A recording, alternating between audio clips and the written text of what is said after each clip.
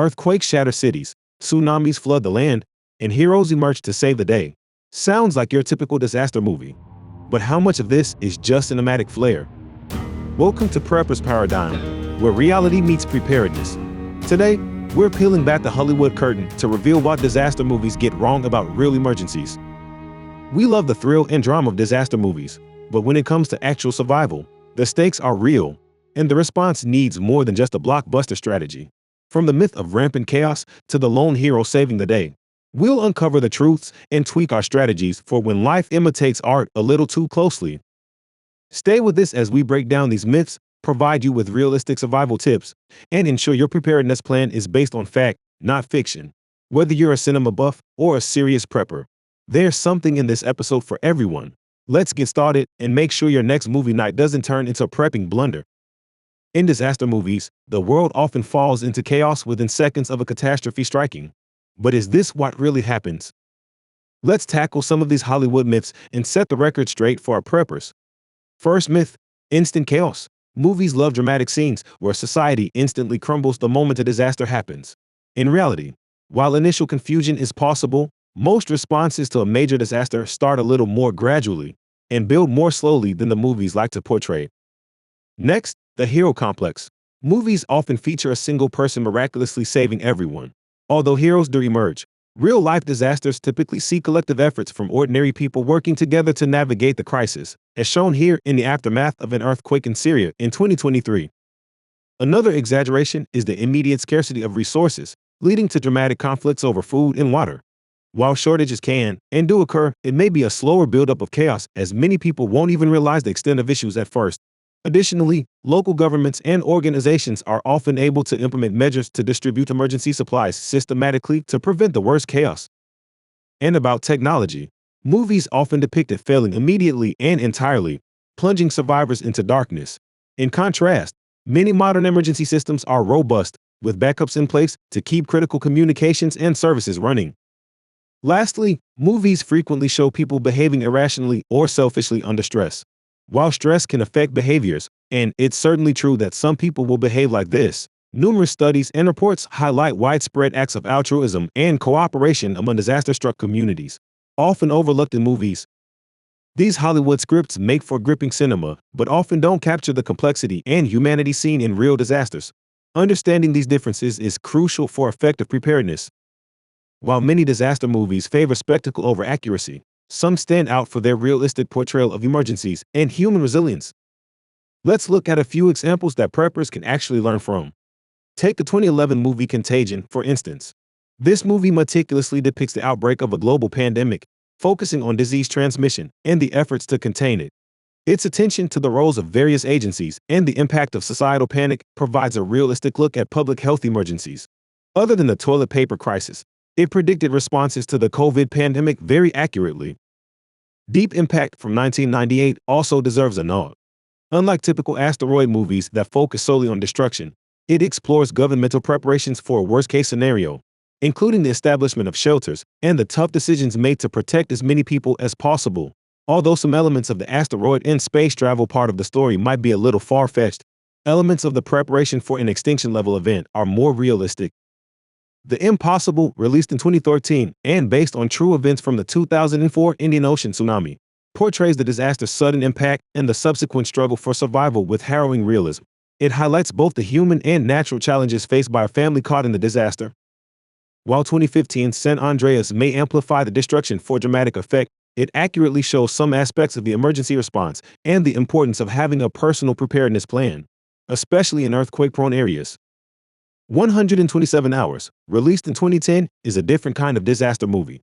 It's based on the true story of Aaron Ralston, a canyoneer who becomes trapped by a boulder in an isolated slot canyon in Utah. The movie vividly portrays his struggle for survival and the extreme measures he takes to escape, highlighting the importance of self-reliance. The 2007 movie Into the Wild is a realistic depiction of why preparedness is important. Based on the true story of Christopher McCandless, this film explores his journey into the Alaskan wilderness seeking a life away from societal norms. It serves as a cautionary tale about the harsh realities of living off the grid without sufficient preparation. These movies, while still designed to entertain, offer valuable lessons in resilience, the importance of preparedness, and the power of human spirit.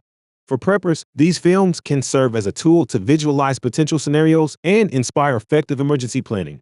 I've listed these movies in the video description ready for your next movie night. When disaster strikes, it's not just about the immediate aftermath. It's about understanding the phases of response and recovery, often not mentioned in the movies. Let's explore what really happens. In the initial phase, the focus is on immediate safety and accounting for all individuals. Contrary to the chaos often depicted in movies, real-world responses typically involve a coordinated effort from emergency services, community organizations, and sometimes spontaneous volunteers. Of course, we can assume that this will always be the case. Depending on the nature of the disaster, it may take time for the initial recovery effort to be coordinated. In the worst possible disasters, there may be no coordinated response. For preppers, this initial phase will often be putting well-rehearsed plans into action, hunkering down to bug in the security of home, or bugging out to a safe location. Following the initial response, we enter the stabilization phase. Here, efforts shift towards providing temporary necessities such as shelter, food, and medical care. This phase aims to restore some semblance of normalcy while planning for long-term recovery.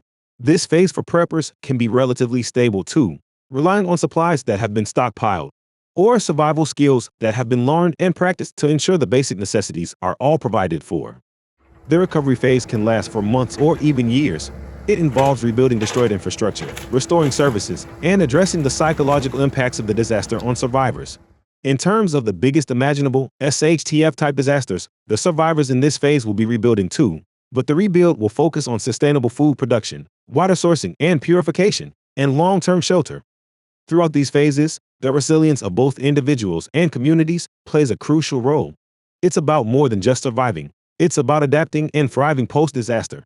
Real-life disasters show us that community bonds and individual preparedness can dramatically influence the outcome. Understanding these dynamics helps us prepare not just physically but mentally and emotionally, reinforcing the importance of a comprehensive approach to disaster readiness.